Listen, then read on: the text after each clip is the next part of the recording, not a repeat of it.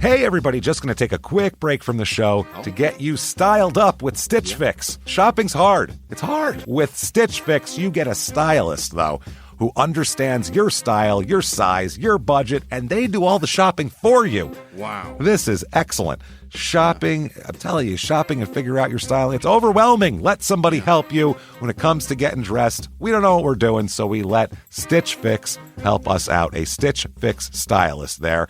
They know what works on us. We get the prices that make us look really good, and it feels good. You get some confidence boost walking around knowing that you're looking decent here. Oh, yeah. Yeah, we just give the stylist our sizes, style, budget preferences. We order boxes when we want, how we want, no subscription or any of that required. And they send called Just For Me pieces as well. Like, maybe you'd like this, and it's awesome. Outfit recommendations, styling tips. You keep what you love, you send back the rest. It's super easy. Yep. You can do it, and we are doing it because it's excellent. Personal styling for everyone. Get started today at stitchfix.com/STM. That's stitchfix.com/STM. Now back to the show. Hey everybody, just going to take a quick break from the show to tell you a little bit more about Rocket Money. It's the start of a new year. It's the perfect time to get organized, set your goals, prioritize what matters most. And for me, top priority is getting myself together here. Financial wellness, doing that, which that feels important, you know? Just feels like adult stuff that you have to do. And thanks to Rocket Money, my goals feel achievable now. They show me all my subscriptions in one place, help me easily cancel ones I forgot that I've been paying for, which happened to me. Absolutely happened to me. I had, for years, I was paying for something. I was like, what is going on here? Rocket Money found it and saved me lots of money since then, because it's been a while. So they did a great job here. Rocket Money is a personal finance app that helps find and cancel your unwanted subscriptions, monitors your spending, and helps lower your bills so you can grow your savings. Rocket Money has over 5 million users and has saved a total of $500 million in canceled subscriptions, saving members up to $740 a year when using all the app's premium features. Cancel your unwanted subscriptions and reach your financial goals faster with Rocket Money. Go to rocketmoney.com/smalltownmurder today. That's rocketmoney.com/smalltownmurder. rocketmoney.com/smalltownmurder. Now back to the show.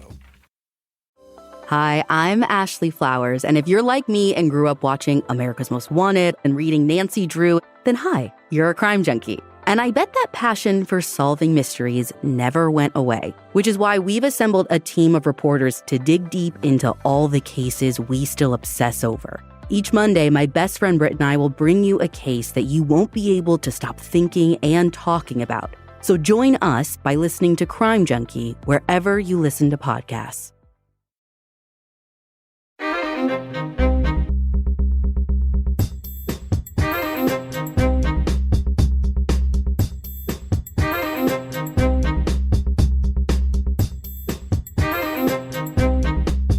Hello, everybody, and welcome back to Small Town Murder Express. Yay!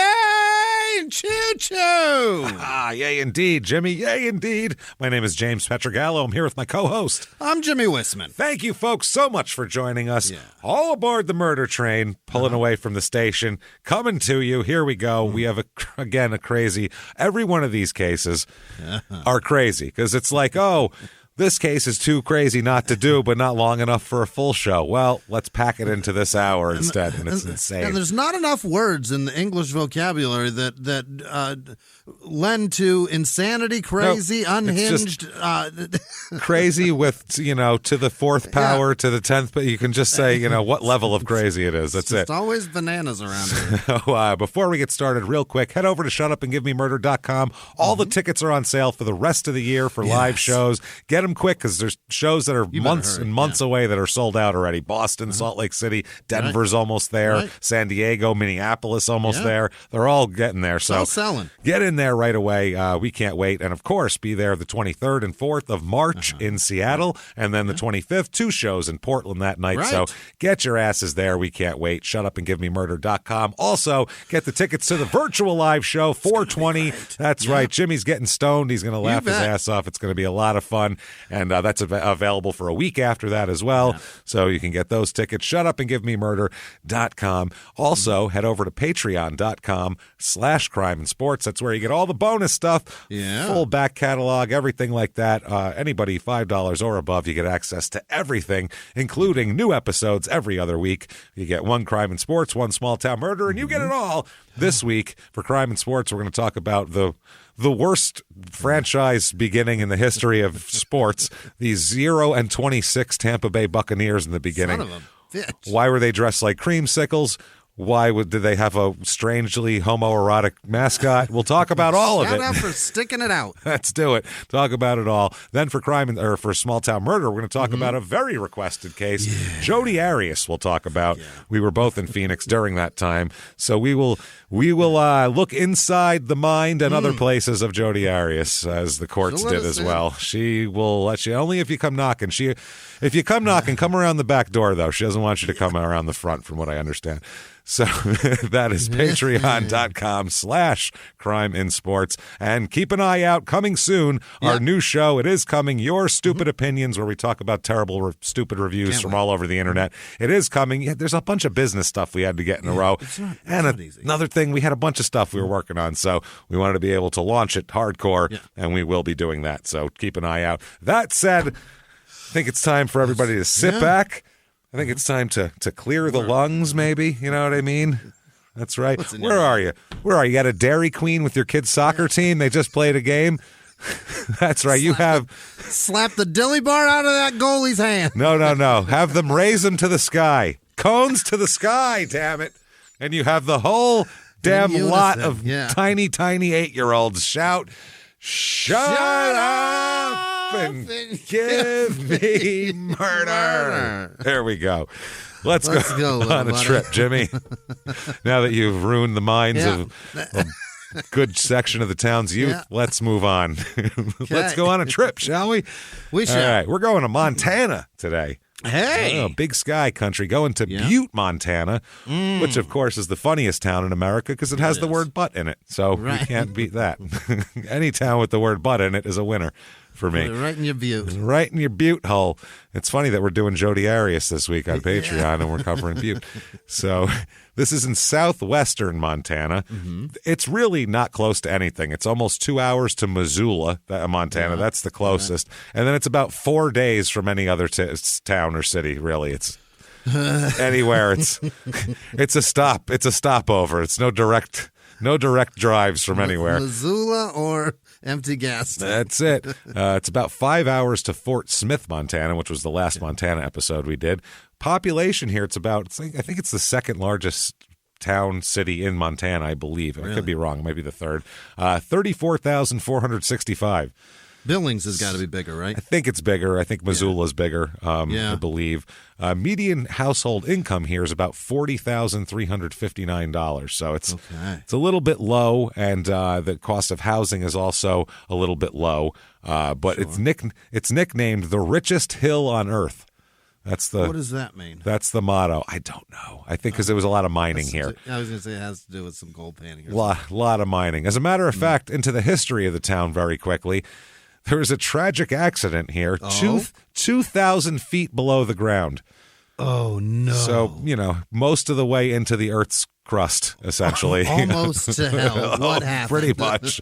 June 8th, 1917, this happened, too. So this is in... There's no... Yikes. They don't know what they're doing. We're just digging a hole. We got 2,000 feet down. Well, shit, send some immigrants in there. All right. And then a bunch of my relatives are, hey, let's go. It's so nice it'll be in America. And then they're going to be 2,000 feet in the ground before you know 2,000. 2,000 feet here. It's a fire happened in the Granite Mountain mine shaft. Shit. It spewed flames, smoke, and poisonous gases throughout the labyrinth of tunnels. Including into another connected mine, the Spectacular Mine. There was a rescue effort, but carbon monoxide was screwing the whole thing up because couldn't do anything. It's over. Several men barricaded themselves against bulkheads to try to save their lives, but a lot of people died in a panic and ran each other Breathed over. up all the oxygen. That's what happens. Rescue workers set up a big fan to prevent the fire from spreading. We'll get a fan. It was 1917, so it was just two guys in a big Like Yeah. just a big piece of wood, just waving it back and forth. This worked for a little while, but then when the rescuers tried to use water, the water evaporated, creating steam that burned everyone who was trying to escape. Oh, my God. Yay, we're going, oh, Jesus, what the fuck is this horrible raining down terror upon me? Holy It's hotter than the fire. What a terrible The thing. fire was way over there. You poured water on it. Now the steam's all the way over here. Jesus Christ, man. Holy shit. Many of the bodies were mutilated beyond recognition, leaving many unidentified bodies. 168 people died total in this. So it was terrible. Jesus Christ. Yeah, as of 2017, it remained the largest hard rock mining accident in history. Not good. Only 100 Okay. more people died on that MH370 plane, and they're Yeah. making documentaries about it. This is wild. Reviews of this town here. Okay. Yeah. 5 stars. Let's give you a little variety. 5 stars. Born and raised here in Butte. Everyone knows everyone kind of town that comes together when needed. Yeah, getting your typical I love this those, yeah. small town review, which is nice. Okay. Here's 3 stars. Not as good. Like any city, we have a few instances of attempted robberies, mainly casinos, in parentheses. Well, that's where the money is. Yeah. Which doesn't really affect you unless you work at the casino, so who cares? That doesn't seem like I've seen a lot of movies about fucking over a casino. That's never a good idea. It never works. You're gonna get your ass kicked or dead. You end up with your head in a vice talking about Charlie M. It's not good for anybody. Drug and alcohol abuse also. The police are highly visible during uptown festivals like St. Patrick's Day, the Folk Festival, and Evil Knievel Days, which we'll talk about. What? Oh, yeah, they have Evil Knievel Days. Oh, Jesus. wow. And this tends to lessen the likelihood of crimes, fights, drinking and driving, etc. Because there's cops around because then. there's cops there. Yeah, people are looking. Here is 1 star. Butte is the Butte hole of the U.S. Yeah, There we go. I was waiting for someone to put that in there. Somebody's gonna, yeah. Trashiest city this side of Mexico. Well, you've never been to Tucson, I think. This side of Mexico. This side of Mexico. Means the whole country. This Never been place to is the Kingman, worst. I don't think. Walk the neighborhoods and trash is Yeah. everywhere. I don't know if they mean people or actual trash. People are like the Stepford Wives, very nice on the surface until they get in a car, then the horns come out. Mean drivers. There is no respect for the water. Neighbors water daily. Really? I don't know if they have droughts there.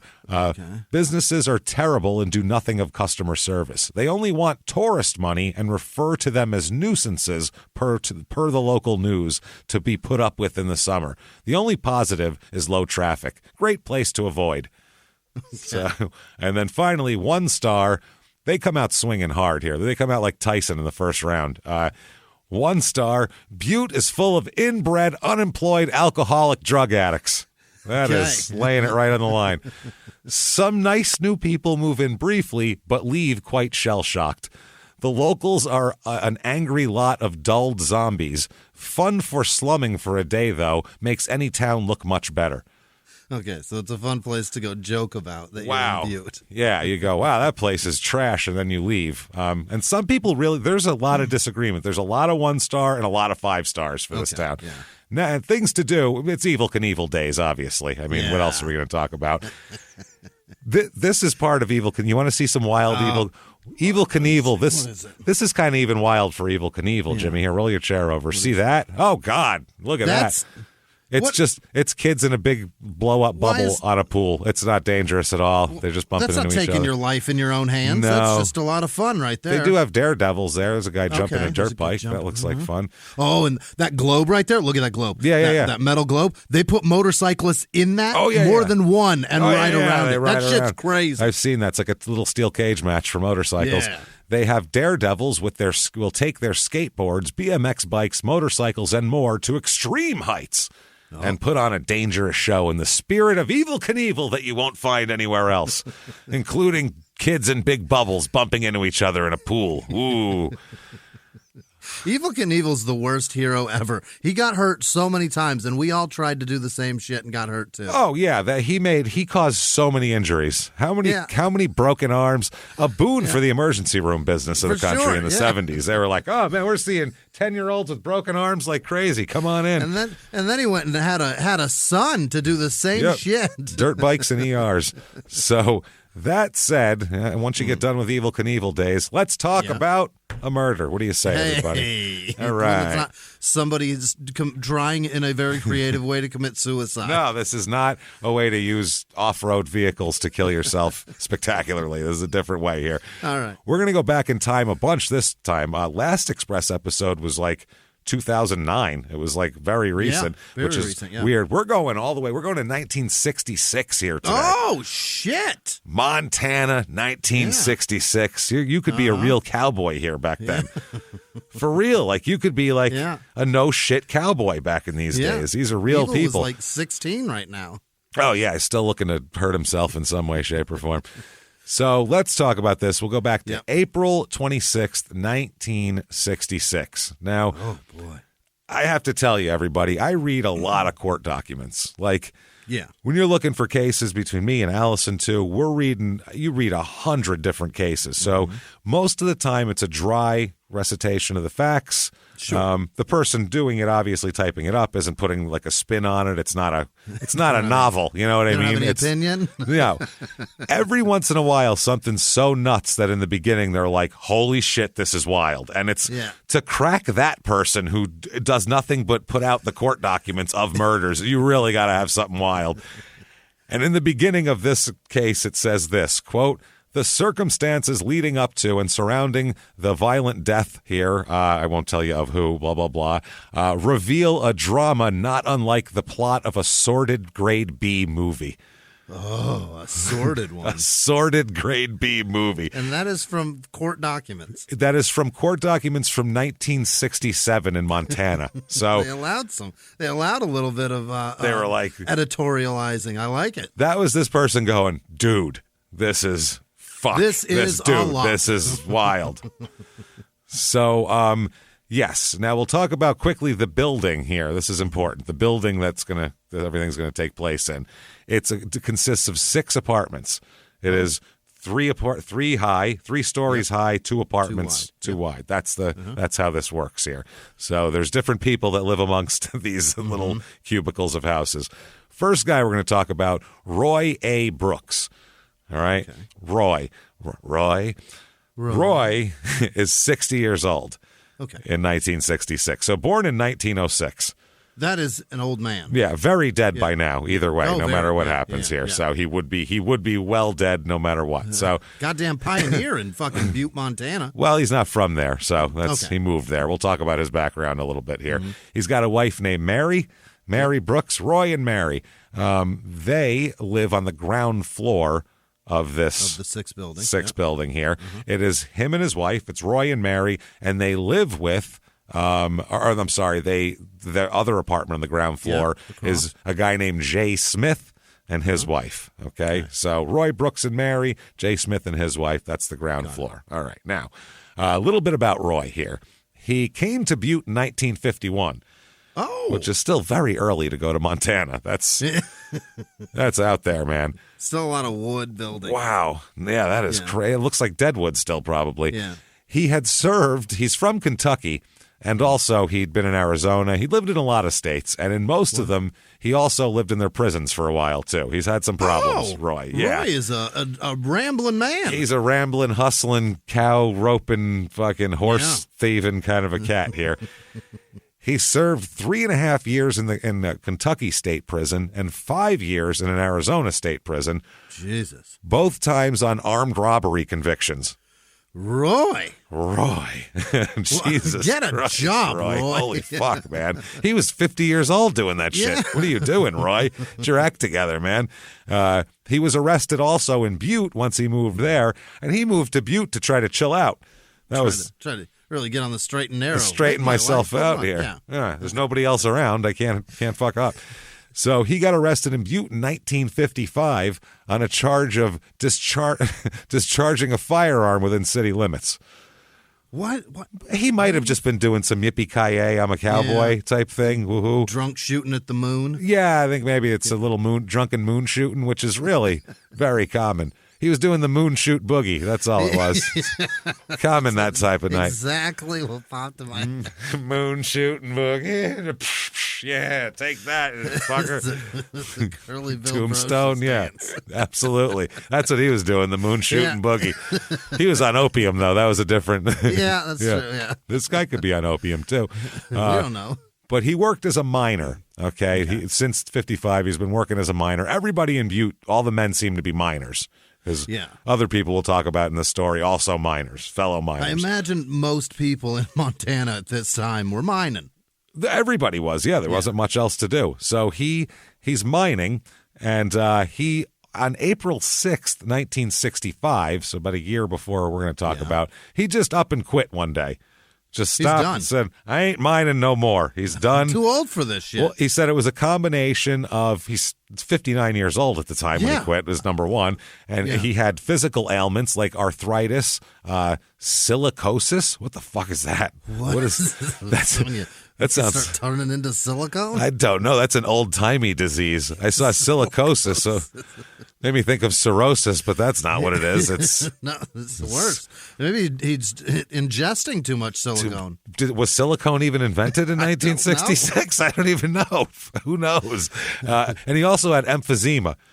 Oh, so yeah. When you add all those, all those things together, you go, well, he was a miner too, so you could not smoke, and I mean, miners would get the black lung all and kinds shit. of horrible shit. Yeah. So who knows what the hell was in his lungs? But I would say this particular triad of things wrong with him is called the too old for this shit triad, right? That is generally hard living triad. Yeah, general minor problem, minor syndrome. He quit because of 1966. That's why he'd quit. I'm going to be 60 goddamn years old. So he was drawing disability from Social Security after that. Sure. But not making a whole lot of money off of that, obviously. So right. He probably didn't pay much in, and he's been in prison for some time, so he wasn't paying during that time, obviously. Yeah. Well, also, he wanted to quit because he has hobbies that he wanted to get to, too. You know, as you're 60 years old, you kind of, you want to find something to stretch out, tinker. Clocks. Yeah. Fix it, maybe make cuckoo clocks, do like make fly fishing out in your shed like Bo Jackson, something like that. But his particular hobby was drinking as much as humanly possible. Just as much alcohol as his body could possibly ingest in the times before he passed out at night. I like you, Roy. That's pretty good guy. That's how Roy decided to spend his days. But that chilled him out a lot. He wasn't discharging firearms or anything. He was just drunk. Maybe he wasn't angry from mining, so that's good. That is a good point. Maybe waking up in the morning with a little less joint pain made him smile a little bigger. Yeah.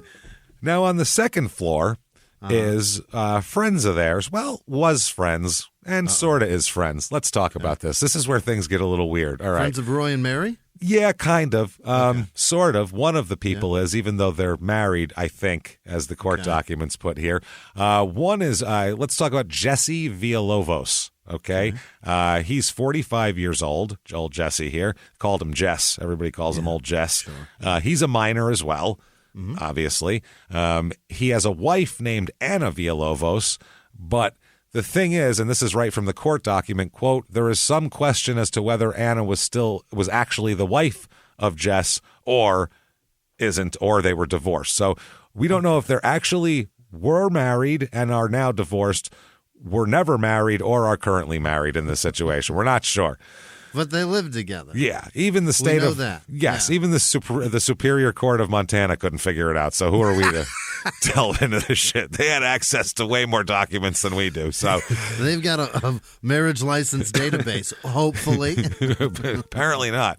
So Anna, sometimes they call her Ann too. So I don't know. Sure. I don't know which one it is. Short. Yeah. It's short. Well, Ann is one syllable, so we'll go with Ann.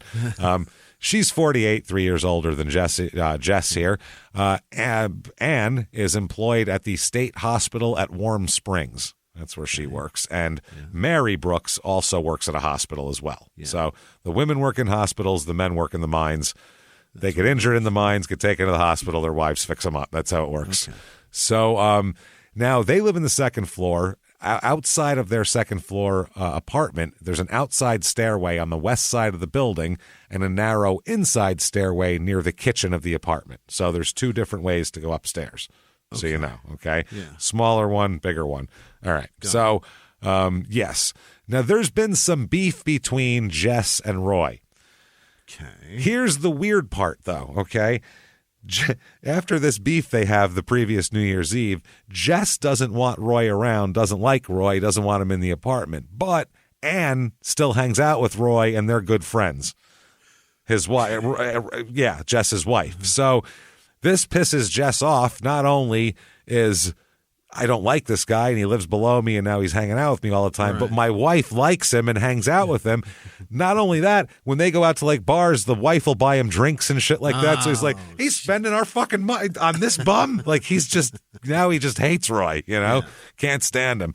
The previous New Year's Eve of 65 into 66, Villalobos had, Jess had wrestled Roy to the floor up in Villalobos' apartment, where Roy was an invited guest of a New Year's Eve party. And at that point, too, Villalobos also attacked another guy who was hanging out with Roy that night. What the fuck? Jess Villalobos freaked out and started fighting people in his own apartment there. So that's what's been going on. Jess doesn't want Roy around, but he's around anyway, drinking with the wife all the time. So it's a little reckless, that Jess. He's a little bit reckless here. Well, I mean, he's dealing with a reckless guy too. So everybody, these are minors. I mean, and his live-in whatever. Yeah, likes possible. The guy. Yeah, I mean, minors. Not only is tomorrow not guaranteed, it's kind of mocking you. As a matter of fact, it's just. If it does get giving there, you the finger right when you wake up. If it does get there, it's going to hurt. So it's all bad. So enter another fella here, Benito Sandoval. They call him Benny. Okay. Yeah. Old Benny Sandoval, because nobody wants to go by Benito after Mussolini ruined that for you. It's also a lot of goddamn syllables. Yeah, that's the other thing. And it's only 6 letters, so it's a lot of syllables. For 6 letters. And it's only 3, but it feels like so many more. Yeah, it's very Benito. It's a lot. He's really stumbling. It's clumsy. Benny is a friend of Jess Villalobos here. August the 26th, he saw Jess Villalobos, Benny saw him very early in the morning at the Board of Trade bar.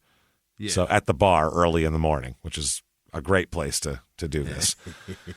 They played pool and drank beer for a while, and then they went to a restaurant and ate. Try to sop it up a little. From there, they went to Jess Villalobos' apartment, and they arrived about 5 a.m.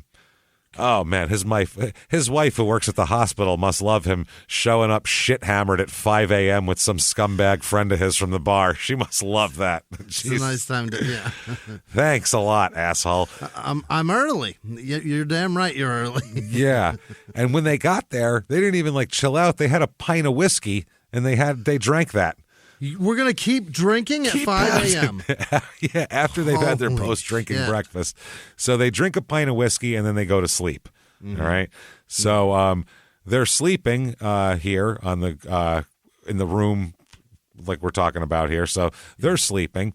And Jess, obviously, when he's been drinking, his wife wouldn't let him in the apartment.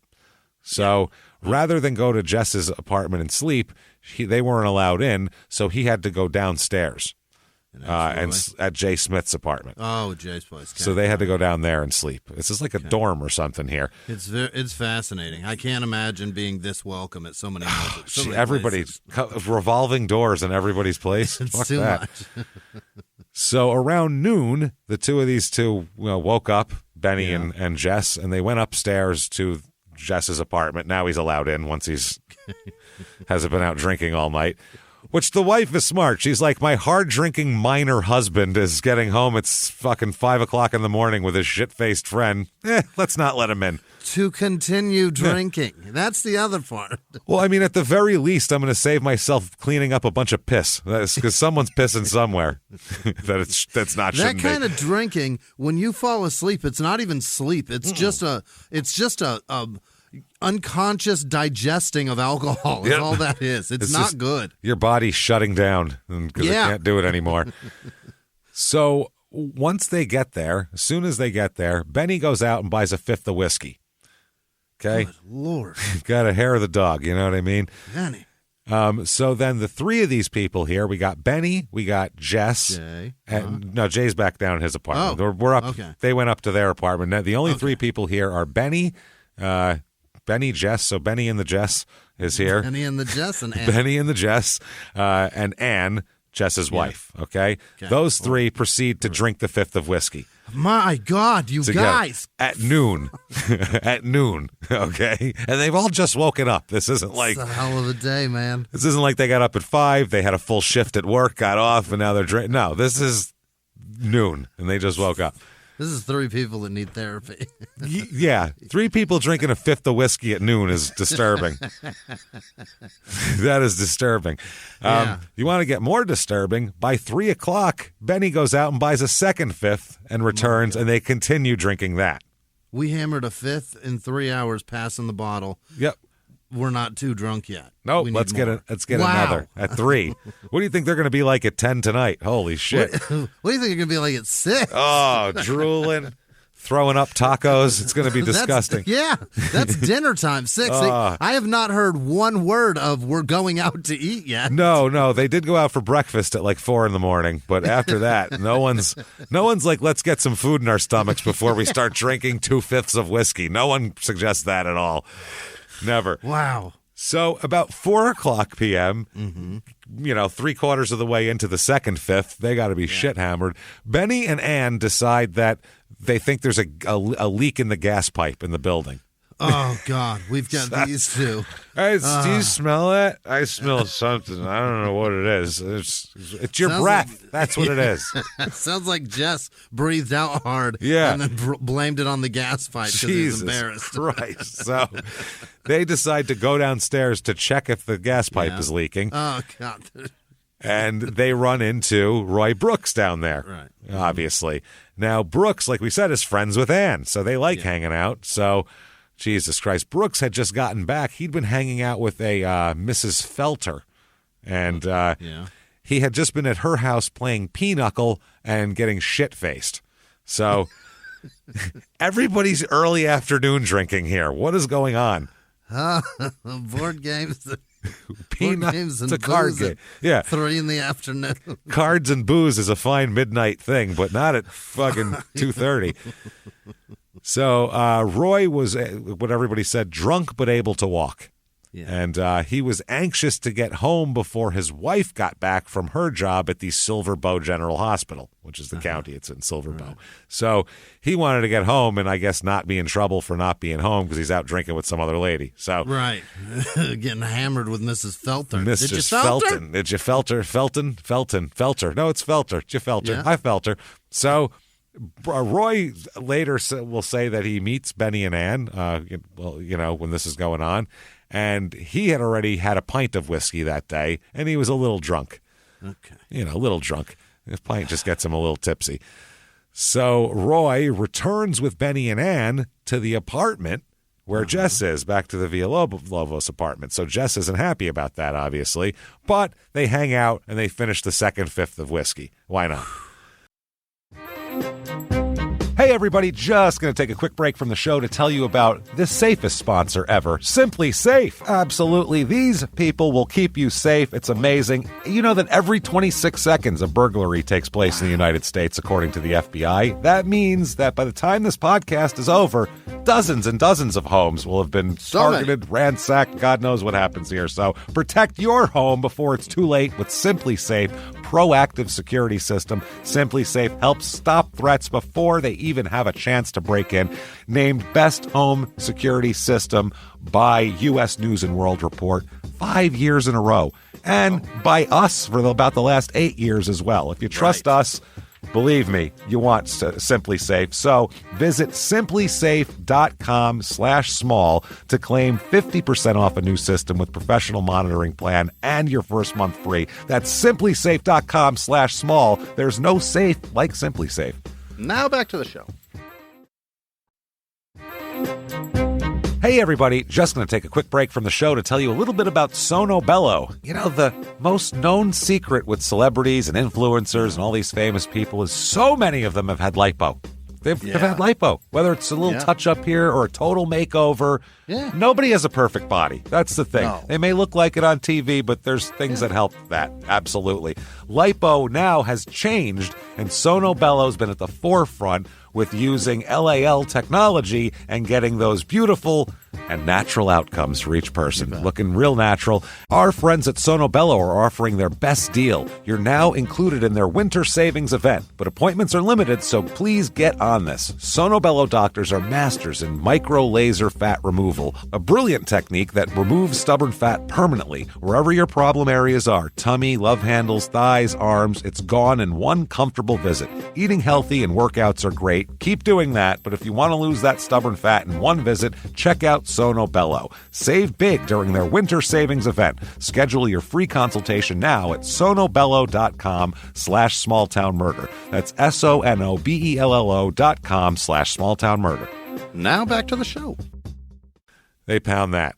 So the whiskey runs out, so I would say it's like 4:30 at this point. I would say, okay, we've drank enough for now. But Benny says, no, I'm going to go back to the store, and since there's more of us now, I'll get 2/5 of whiskey.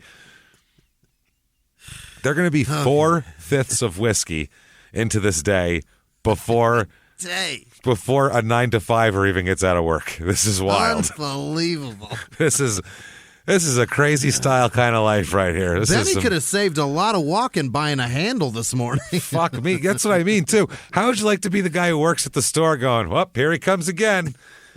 Little drunker every time he comes in. Isn't it crazy that a bartender can cut you off, but not the guy that just sold him 4 fucking fifths? It's not my problem. While he wanders in more and more hammered. Well, he's not drinking it in there, tearing the place up, so you go home and do whatever you want. Yeah, I guess you can't prove he put it all in him. Not my problem. Yeah, maybe he's having a giant party. Maybe there's 100 people back there. He's making a huge punch. We don't fucking know. He's only had 2 drinks. He just can't handle booze. Wow, this is crazy, man. This is just a lot. So, wow. About 4:30, Mary gets home from her shift at the hospital. Imagine you get home from your shift at the hospital. Christ. You're stone sober coming in from a shift where you went in at 7:30 in the morning to the hospital. You are. To see the worst parts of humanity. Hey, Mary. How's it going? Hey, Mary's here. Sweet. Look at her. Hey, Mary. I have an 86-year-old's shit on my neck. Can I take a shower? Not before you give me a kiss, because this sounds good right now. Anybody else hungry? Like, I'm hungry. Fuck. Holy shit. He returns with the 2/5, and they start to drink. Hey, everybody's drinking. Mary jumps right in, too. Well, why not? What the fuck is she going to do? She starts drinking. So everybody's getting hammered and shit-faced and, doing all that. Mary's the least drunk because she just started. Everybody else has been drinking for hours. A lot of catching up to do. Yeah. Now, this day, like we said, there was New Year's Eve, there'd been hostilities between Jess and Roy. The previous day, also, Jess and Roy had jawed back and forth at each other, had some words. No physical altercation, but they had some words. So there's a lot going on here. The words the day before, you want to know what the argument was over? What was this over? Okay, well, the argument was over $17. So, yeah, there was a... Who owes who? Roy or Jess? Jess is saying that Mary... Or not Mary, that Ann spent $17 on him at the taverns in the last few days. And my wife Roy's spent that money. Is what we're arguing about. Exactly. Hey, Norm, give me over that $17. And Roy's like, it was a gift. And she's like, no, it's not. Motherfucker, my wife is not giving you nothing. And they're yelling at each other. You want it back? Head on down to the bar and take it out of the ice trough. You can go down there and you can drink it off. So how's that? Open your mouth, I'll give it right back. It's coming. It's all coming. A lot of it's on my curtains from the morning. What do you want to bet? He said you want it back, open up. Open up. So this Open is your pocket, I'll put it in there. But Roy said that Jess actually owes him money. So this is how this happened. My wife's been buying you shit. Well, you owe me money. So $17, by the way, in 2023 money is $156.97. So that's a good point. Yeah. $17 is not now. It's like very trivial. It's not nothing, but it's $17 is not something to physically fight a person over nowadays. Whereas $157, you might start fighting people. So and $157 in bar tab is that's a lot. That's a lot. It's a shitload of drinking. Yeah. So Benny Sandoval here, he said that they argued on and off. They kept on and off over the course of this drinking party. Everything would be fine, and then Jess and Roy would start yipping and yapping at each other. And finally, several times, Jess tells Roy to leave. Well, why don't you get the fuck out then? And he's like, I will. I don't need your shitty apartment to drink in. And then they just keep sitting there drinking. And they argue some more, and then Jess goes, I thought I told you to leave. And then they argue some more. The fuck out of my house. It's ridiculous. I see Dwight Yoakam from Swing. Oh, yeah, absolutely. Everybody out. And then calming down. I'm sorry, everybody. I'm sorry if you motherfuckers weren't just so fucking stupid to not listen to my shit and what the fuck I'm trying to tell you. Maybe I wouldn't have to get so angry, but no, I'm sorry. What I meant, I'm sorry. No. They said that the argument varied in intensity, too. They'd be screaming at each other, then it would stop, and then there would just be, well, you motherfucker, yeah, you fucking son of a bitch, and then it would just Everybody's stop. seen this fight. This is the drunk rage. It keeps going. At one point, Jess went into the kitchen, and Benny said that he thought maybe that Jess went in to get a knife out of the kitchen and started toward Roy. And Benny said to Jess, hey, don't cause trouble. Come on, man. Let's not get crazy. And then Jess apparently stopped and went back into the kitchen. Now, Benny said he never actually saw the knife, but he thought he might have had one. He thought that's what he went in the kitchen for. And he was like, rather than have, Benny stab this guy in the neck, or rather than have Jess stab this guy in the neck, I'll try to calm the situation down. Okay. So, and now Anne, who, Jess's wife, who was in the kitchen most of the time, said she didn't have any knowledge ever of her husband grabbing a knife at that point. So no knife. She didn't know. And Roy had no idea any of this happened. He didn't see any of this happen, any of the arguments behind his back, any of that shit. So at various times during the afternoon, this is the other thing. Look at Roy. Roy and Jess are arguing back and forth. Then Roy would stop and just start, dancing in a weird way around the room. Everyone said he was acting crazy and dancing in a strange way. Look, this is a retired man. He's having a great time. Yeah, he'd just get up and start doing fucking weird old dance moves and shit, and they're like, what the fuck are you doing? 2 minutes ago you were arguing. This guy just almost stabbed you in the back. What is happening? And he's just doing some little cowboy dance. Is he singing with it, going, I stole $17 from Jess? Maybe. I drink your money, I drink your money. He's holding cash up in the air. He's got $17. Yeah. Just wrinkling it. Wrinkling. Yeah.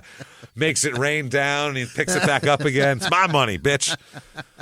And he dances around with it a little more.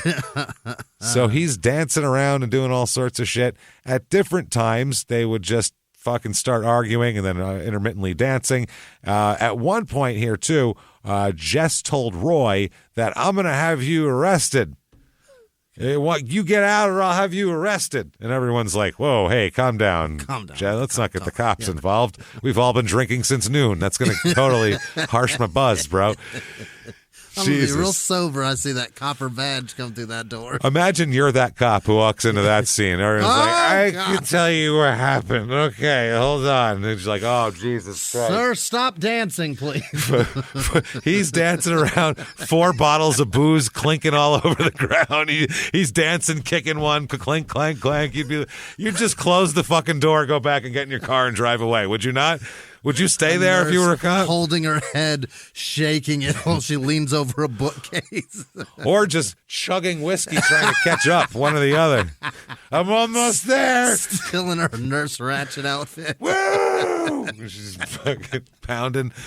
It's a disaster. I saw 3 people code today. Oh, I seen some shit. So, they're dancing around. They're doing all this shit. Benny said that another argument starts, and Benny said he got tired of hearing it, and he just curled up in a chair and went to sleep, because he's shit hammered. Yeah. He said he woke up sometime later when he heard some noise, Benny does. Upon awakening, he looks over, rubbing his eyes, and first things he sees here next to him is Jess sitting next to him, slumped over, bleeding.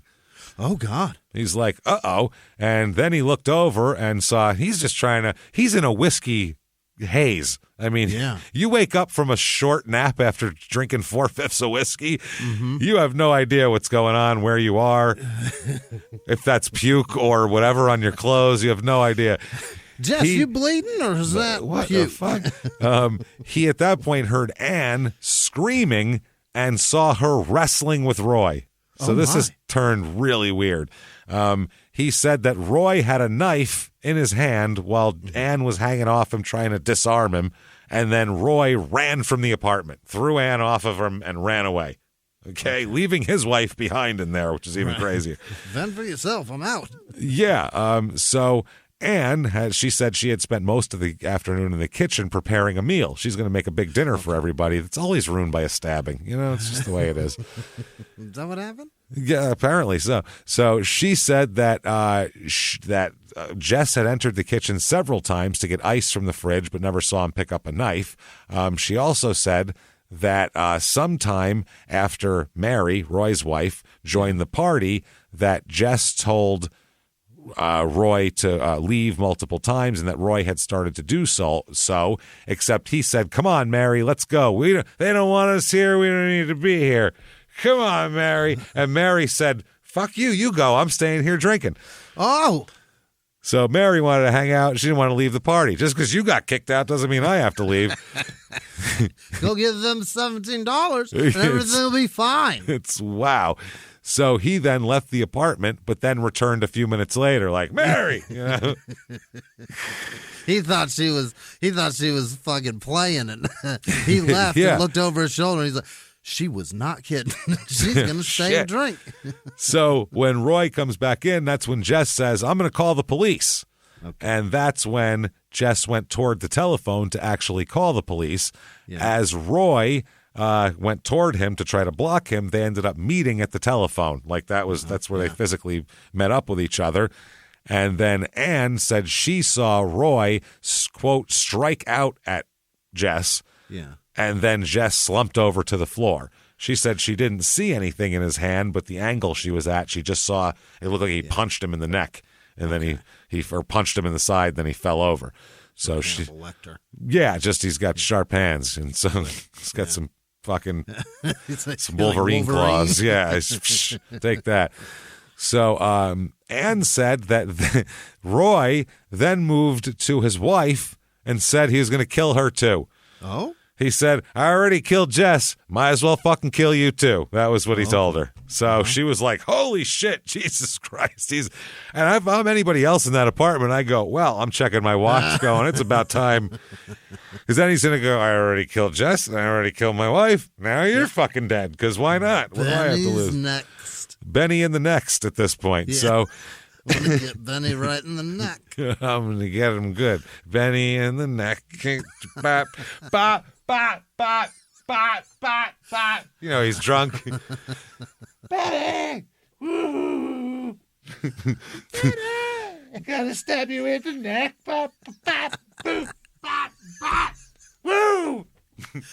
Bop, bop, bop, bop, bop, bop. And then he's dancing around while he's doing that. So he then what happens is Ann comes to the aid of Mary, and Benny, Mary, and Ann all wrestle Roy and try to wrestle the knife out of his hand, and they push him out of the apartment. And in the melee, Jesus Christ, in the melee, Roy throws Mary down the steps. Oh my God. So she goes tumbling down the fucking stairs down to the first floor. In this melee, okay?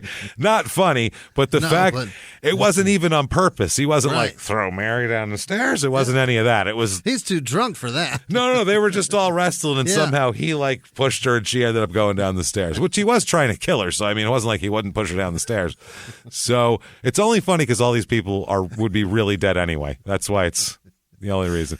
So, then Anne goes and goes to her husband, to Jess, to see if he's okay, because she just thought Roy punched him, and she sees that he's bleeding. She starts screaming, and that's when, Benny's waking up, throwing people downstairs, trying to help that. She says she tried to wake up Jess, but he seemed dead.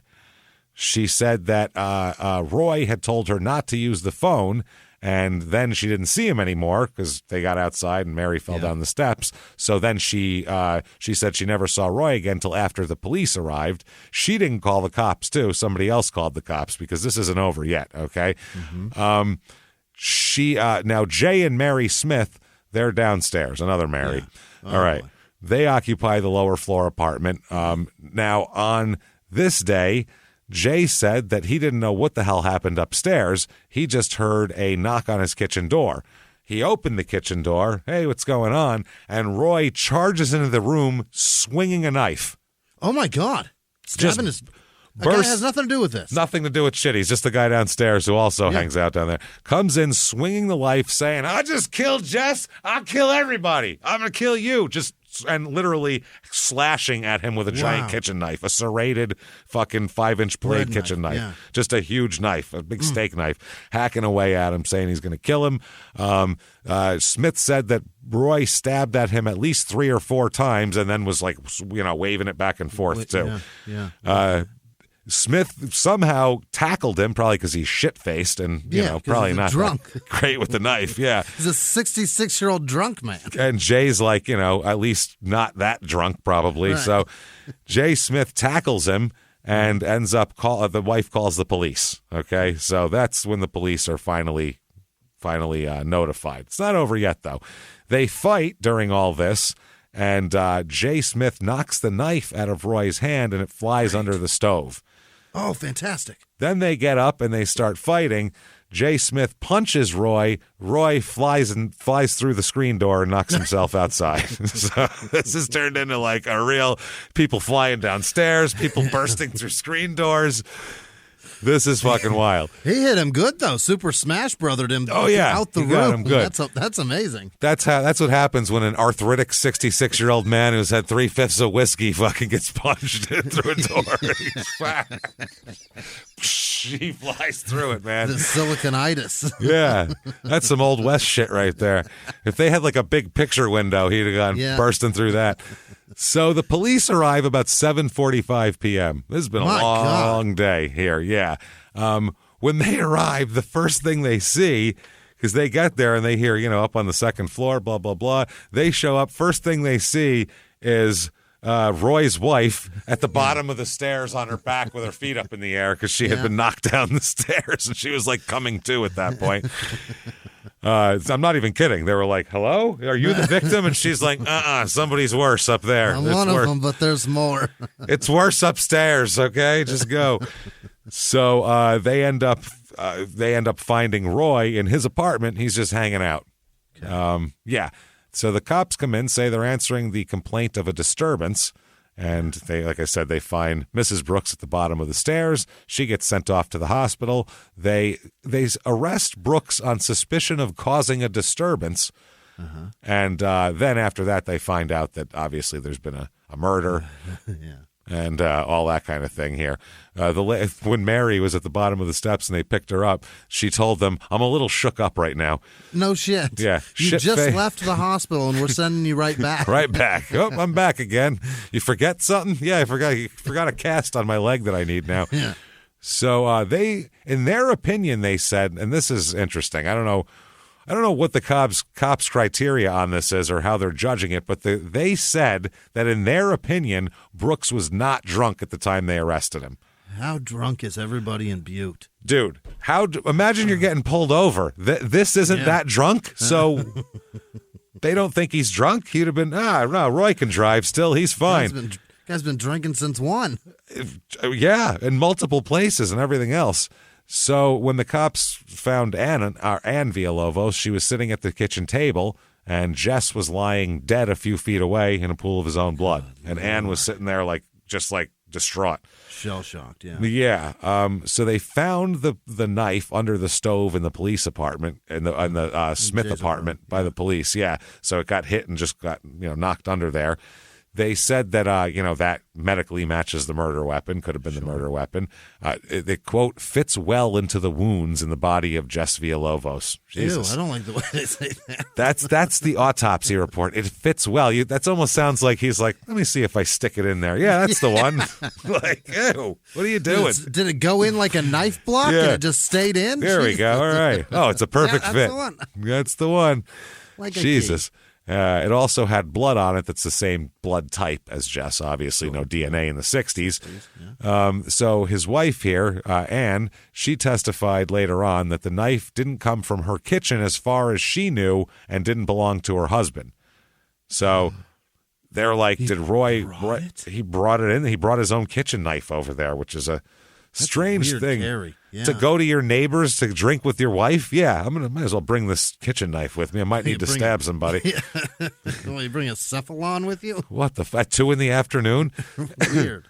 There was also no fingerprints on the knife, no discernible fingerprints. So I don't know if that was just poor fingerprint person or what, but or it's just all smeared and ruined and not nothing that you can get. Got cat hair all over it and shit from underneath the probably some fucking bacon grease under there. Bacon grease, it off. Yeah. Dust bunnies and shit. A 1966 stove. I don't know when that shit was moved. Shit's leaking all over the place. Been there since '48.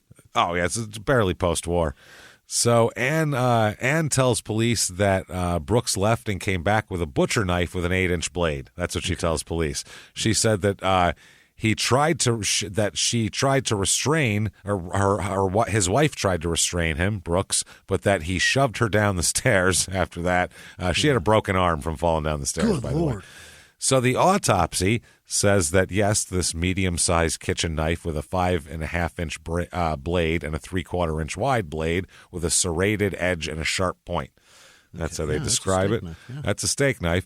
The guy who does the autopsy said that knife obviously fits into the wounds, and said the wound was about 5 inches deep, so right to the hilt, with one in the chest and the other in the upper part of the back. So he shanked him twice. Got him 2 times. The front wound went right through the heart, they said, and killed him pretty fast. The other ranged the lower body, so just kind of did a whole sweep in there and really got him good.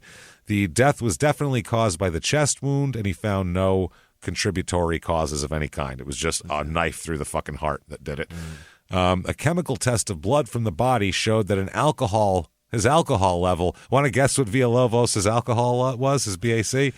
Oh, is it a 0.26? It is a 0.27. Hey, that's pretty good. Do I know my drunks or you what? You know your drunks. 0.2. He's like, let's see, 4/5, but it was over the course of 5 hours. I'm going to say a 180-pound man, essentially over 5 hours. Let's see if he just had a snack, maybe some chips, something like that. Walked around slightly. 2.26. The hillbilly cop should just bring Jimmie around. They don't need a breathalyzer. How much you drinking? Oh boy, is 0.26. When you start drinking. How much you had to eat today, Jimmie? Oh boy, you are a 0.26 if my name ain't Jimmie Whisman. And Jimmie just shakes his head, and they go, turn around, sir. Nope, the breathalyzer says you're shit-faced. Sorry. Hook him up. Hook him on up now. I like that shit. Clean out the holler, Jimmie. So they said yes, in the advanced stage of intoxication. And so, yes, they also found some evidence that there may have been 2 knife thrusts to the chest and also 1 to the back. So it's 2 to 3 stab wounds. They can't quite tell. So I don't know if the MRI and that kind of technology is not quite the same. So they... The knife had been taken apparently from the Smith's kitchen. Oh. Apparently he went down there and stole a knife, which is crazy. He didn't have any knives, apparently. So how you that's gonna weird. Retire? How you going to quit working without you a don't knife? Have a set of knives. I'm sorry. If you don't have a steak knife to hang your hat on, you can't retire. You got to hang in there till you at least get a set of Cutcos that you can do something with. How you gonna put a bow on your working career? You gotta get a knife in this house. Well, he expected when he retired they'd give him a set of steak knives, I think was the parting gift he was hoping for, but they didn't give it to him. Done with this mind. Give me my steak knives. Give me my steak. What? Now, I heard when you retire, you get steak knives. So they talked to Roy. Roy is willing to talk. They sit him down and they say, Roy. And Roy said, yeah, there's been some trouble between me and Jess the previous day. I'd say so. He said, no arguments between us this day, though, which isn't true. He also said that Jess never told me to leave the apartment during the drinking party. That never happened. Okay. Which we know is not true. He did say that he had quite a lot to drink during the day. He said at one point, though, he wasn't kicked out, but that Jess started laughing at him. For what, I don't know. You're dancing, silly sir. That's what he was doing. He was dancing around, and he said that at that point he thought he better go because he was being laughed at. So that's when he called his wife to come with him, and the two of them started to leave. All of this is not true. He does say, though, that his wife was walking in front of him, and she stood. This is his way. They go, well, when did you throw your wife down the stairs? He goes, oh, no. We were both leaving of my own volition. I wasn't thrown out of a drunk's apartment. I was leaving because I wanted to go. Yeah. She was in front of me. I wasn't paying much attention. She stopped short. Yeah. I wasn't looking, bumped into her, boom, boom, boom, down the stairs. That's how that happened. Holy shit. They weren't, three people weren't trying to wrestle a knife from me, and then I tossed my wife down the stairs. It was just a total, I was looking back yeah, we'll see you next time. Oh, geez, I ran into her, and then she tumbled. You see, officer, in traffic, the light turns yellow, and you accelerate, but the car in front of you hits the brakes. That's what happens. Happened. There it is. Boom, pow. I didn't even see it. Oh, and you were looking back at a chick's tits on the side of the road. It's one of them. And then you just bang right into them. Really expect her to keep on going. He accidentally knocked her down the stairs. Mm-hmm. He remembers that he went, oh no, my poor wife, and ran down the stairs to try to come to her aid. And he says he remembers nothing after that until the police arrived, though. Nothing. Now, the judge in the case says, well, remember or not, you're held without bond because holy shit, you're a moron. I liked his the way the paper describes him coming to court. Brooks appeared in court wearing a soiled white sleeveless undershirt and blue jeans. His left eye was discolored and lacerated. He showed up in a arms out. Arms out, yeah. This is what Suns out, guns out kind of day. This was his drinking outfit. That's why. This is his drinking gear. That's what he puts on. With a shiner and a gash. Yep, the shiner is from being wrestled around with. So his eye, too. I'll post it on social media. It's all fucked up looking. So he's charged with first-degree murder, but the county attorney does not ask for the death penalty, though. Really? So they're not going to go for the death penalty because they think it's one drunk minor knifing another drunk minor. And they're if we killed every drunk minor who knifed another drunk minor, our electric bill would be out of control in this state. We can't do it. We'd have to burn so much coal. We'd have to mine just for the electric chair. Mm-hmm. It's too much, I'm telling you right now. Just to keep it fired up. To keep it fired up. Well, it takes more electricity to start it back up again, so you just got to keep it running. Keep it humming. Keep it on. I mean, shit. So the trial, by the way, they then give him a bail, and it's his bail or his bond is $17,000, and he can't get out on a murder charge. 17. That's what I mean. I wonder if it's $17, $17,000. I was like, whoa. Well, let's see if he gets 17 years in jail. What do you say? 17 death sentences. 17 fucking life terms. So the prosecutor in the opening statement said that this was a willful, premeditated act with malice because he went and got the knife and all that. He left and came back, and they call their witnesses up. Obviously, there's the people they call the narrator, the coroner up there. They also, this is funny, they call up the guy who did the surveyor who prepared the floor plans of the apartment to have a whole, this is a diagram of what he built. To have a map. Benny Sandoval's kind of the key witness, even though he was sleeping during most of this. The actual attack that happened. You got to understand, James. He's the only other man in the building or in that room with a penis, and you can't trust those pesky vaginas. Well, let's see. Out of the 4 people in the room, 2 of them had tits, so we need to discount what the hell they're Benny, talking about. Benny, you're the most credible here. So you're the one man whose brain wasn't just completely addled with tit milk. So what was it? So he's the instigator of this. He got all these people hammered. He said, come on over. No, it's cool. He said everybody was drunk, obviously, and everything like that. He said, yes, I did make 3 trips for whiskey, bringing 2/5 the last time. everybody was drinking it. I fell asleep. I found my friend bent over with blood on him when I woke up. I fled the apartment. He said he left the apartment, fled, and called the police also. So multiple people called the police here. They also called Jay Smith, who tells everything that happened there. He said, because Jay Smith was like, what's going on? He had no clue. He just said Roy barged in and said, quote, I just killed Jess and now I'm going to kill you. They describe Smith as a muscular man of about 35. So that's why Roy has a fucked up eye at this point. Oh, he did it, huh? Yeah, he started whooping his ass. A blow from Smith discolored one of Brooks's eyes, is what people said. He said that Brooks, quote, looked mad when he came in and appeared to be a bit intoxicated or partially drunk. Wow, he's got some kind of tolerance. He said that he seemed quite angry and not behaving normally. Now, unless it's his normal thing to, when you unlock the door, he barges through it swinging a fucking steak knife at you back and forth, I'd call that, a little not behaving normally probably. So he said that he forced Brooks out, and that's how that worked there. Now, the defense, their whole thing is to discredit all the other witnesses, saying they're all drunks. How can you trust them? They were all drinking all day. They don't know what the fuck happened there. Anybody could have stabbed anybody. Let's just call it a wash. Right. That's what it is. And also, they said, well, considering Brooks's age and poor physical condition, he suffered a blackout after heavy drinking. And so that's what it is. So he doesn't even know what happened. So let's just, let him go back into the mines or some shit like that.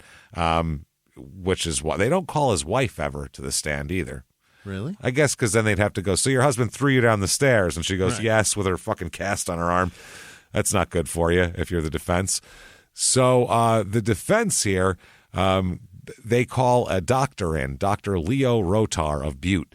And he says that it's very common for heavy drinkers. He said, quote, it would have been easier for Brooks because of his age and deteriorating physical condition to have an alcoholic blackout. They're trying to say, come on, he had a blackout. What's the big goddamn deal? They said that, everybody got along fine most of the time. The witnesses said there was some hostility. The shit we just covered. It doesn't matter. They're trying to wash this in a blackout with stabbing a man in the fucking chest? Well, they said it's all kind of a gray area, really. They said Roy himself testified, and he said, look, Villalobos was always fucking verbally abusive toward me, and he was very abusive. He said that was it. He said he accidentally pushed his wife down the stairs. He said he had no recollection of having attacked Smith in his apartment with the knife and gotten punched in the face and saying he killed anybody. He said, that doesn't sound like me. Yeah. Doesn't sound like me at all, does it? So he says, though, he was, quote, a long ways from sober, which I believe. Yeah. Now, nobody is ever close to sober drinking that much whiskey during the day. So the sun and whiskey, the sun intensifies a whiskey drunk, sure I feel does, like. It really is not good. So the judge can tells the jury they can give 7 possible verdicts. Okay. 7. This is a lot for a jury to have to pick from here. Not guilty, just not straight, not guilty. Guilty of first-degree murder with the death penalty, even though it hasn't been asked for, which would be really bloodthirsty. Guilty of first-degree murder with a life sentence. Guilty of first-degree murder with a sentence left to the court. Guilty of second-degree murder with the jury fixing the sentence. Guilty of second-degree murder with the sentencing left to the court. Guilty of manslaughter with the jury doing the sentencing, or guilty of manslaughter with the penalty going to the court. So that's a lot. Those are their options, which is too many options for regular people who don't work in the legal system every day. Just tell them this or this. Pick one. Multiple choice. Here are your choices. That's too much. What is this, the fucking menu to the Cheesecake Factory? Just give me choices. It's a book, yeah. So they deliberate about 3 hours and 15 minutes, and they had time off for 2 different meals. I'm like, 2 different meals in 3 hours and 15 minutes. So the first, they come back with a verdict of second-degree murder, guilty, and set his punishment for 10 years, but without possibility of parole before 10 years. So 10 years with no parole. He's got to do 10 years. Okay. Yeah. So the judge told them that's not acceptable. You can't do that. Out of all the options I gave you, which are way too many, see, this is the problem. You pick something that you can't do out of that somehow. Somehow. You did that. I don't know how you did. I gave you an idea. Take one of them. These are You fucked it all that is up. none of these. He said that it's unacceptable because neither the court nor the jury may tell the parole board what they can or can't do. At that point, you couldn't say 10 years, but he can't be paroled for 10 years. Now you could say 20 years, no parole, but at that point, you couldn't set that. So you could only set a time, and then they can release him whenever they want. 10 years, but every Saturday he has to do double time. 10 years, but when the prison softball team plays, he ain't even allowed to watch. That's it. Okay? All right. 10 and years. Monday through Friday, he still has to do some mining. 10 years, but no honey buns from the commissary. All right, that's it now. That's cruel. That's cruel. I don't know if that might be too much. We gotta go. So the jury went back, and they come back with their second verdict, which is, guilty and obviously guilty. And the sentencing comes in. You, sir, may fuck off 40 years he gets from the judge. Holy. Yes, he gets that shit from the judge. 40 years. So that's death, right? oh, he's dead. Yeah, he's dead. He's got emphysema and fucking, what was it, psilocybin fucking mushroomitis or something? I don't know what he's got. Silicon Valley. I don't know He's what got silicon penis, I believe. That's not good. Silicon Valley fever. You can't have that. That's a bad one. So he's going to be dead quick. Yeah. He appeals in 1967 based on the jury instructions. He said that the intoxication, he wanted more of the instruction of intoxication, could be a manslaughter thing instead of second-degree murder. It's a long thing that we could go through, but we're not going to do it because we don't have the time. And also, he said the sentence of 40 years in state prison was unduly harsh and unreasonable. Yeah. You murdered a man, sir. Then threw your wife down the stairs. The court said if the fixing of the degree of the offense as fixed finds support in the evidence, and if the punishment is within the maximum limits fixed by law, then it's fine. So does it fit legally into the parameters? Is it legal? Then shut the fuck up, apparently. Go back. Denied. And we assume Roy died in prison pretty soon after that, I would assume, right? He had to. There's dank 1960s Montana prison. He's dead as shit, I think, right? He lasted 12 years, I guarantee. Maybe. I'm saying 8. No way he got into his 80s. 69 he died.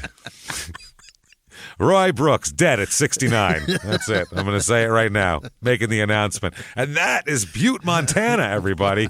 Stick that in your Butte. Stick that in your Butte and smoke it. Speaking of that, go to patreon.com/crime and sports. You get the whole back catalog, everything like that. Anybody $5 a month or above this week, and this will make sense in your Buteness. We're going to talk about, first of all, you get access to everything. You get crime and sports. We're going to talk about the 0-26 beginning of the Tampa Bay Buccaneers franchise. No Tom Brady, no Warren Sapp, none of the guys, no Derek Brooks, none of those fucking people. You've never heard of any of these fucks. No, you've never heard of it. They had Steve Spurrier, not as a coach, as a quarterback, literally.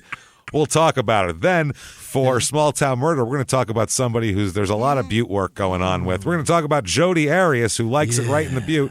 And we'll talk about her murdering and her sex tape thing and her pictures that she just her bizarre life. And what a fascinating girl. Jodi and her gas cans we'll talk about, which is that's the crux of the case. She can say anything she wants. The gas cans make her guilty, period. Ruins that's everything. We'll talk about Jodi Arias. That is patreon.com/crime and sports. And you get a shout out at the end of the regular show, of course. Definitely give a review if you can, 5 stars on whatever app you listen on. That definitely helps out a lot. Shutupandgivememurder.com is where you get all of your tickets for live shows. Holy shit. Go! Live show tickets and your merch. The rest of 2023 is on sale right now, and get in there because Boston in November already sold out. Right. San Diego, almost there. Minneapolis, almost there. Salt Lake sold out. Denver almost sold out. They're coming and going fast. And so get those. Get your tickets to 23rd and 24th of March. We'll be in Seattle those 2 nights. Those will be different shows both nights. And then we'll be in Portland the next night doing 2 shows. And those 2 shows will be different shows. So come see us there. Come see us at May 5th in Detroit, May 6th in Pittsburgh as well. Those are the next few. And April the 20th. 420 virtual live show. Let's get Jimmie stoned and make his head explode from laughing. That's what I got to do. Yeah. Just like a regular live show, except you're in your living room and we have a regular setup, almost like you'd see in a theater, except you don't have to go anywhere. Much more weed smoke. Yes, and you can fucking drink your booze for a lesser price. It's a lot of fun, and smoke all the weed you want. Also, follow us on social media. We are at Small Town Murder on Instagram, at Murder Small on Twitter, at Small Town Pod on Facebook. You want to follow the two of us on social media? Very easy to find us. ShutUpAndGiveMeMurder.com. Follow the links. Everything is there. Patreon, everything is on the site. Come hang out with us. Keep coming back each and every week. And until next week, everybody, it's been our pleasure. Bye.